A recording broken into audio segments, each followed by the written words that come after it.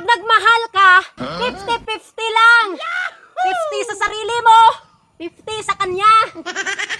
Para pag nasaktan ka, at least may 50 ka pang natitira sa sarili mo. Wow. Huwag mong lubos-lubusin lahat ng nararamdaman mo sa kanya. Ayan kasi kayo eh. Ang hilig-hilig nyo. Sa una pa lang, kilig-kilig match na. Ay nako, bahol ka para manag-Disney Marinata. Tapos, pag nasaktan, paiyak-iyak na. Paimot-imot na. Imot-imot sa Facebook. Imot-imot sa personal. Ay nako, imot-imot sa chat. Painom-inom ng mga nakakalasing na alak. Naku.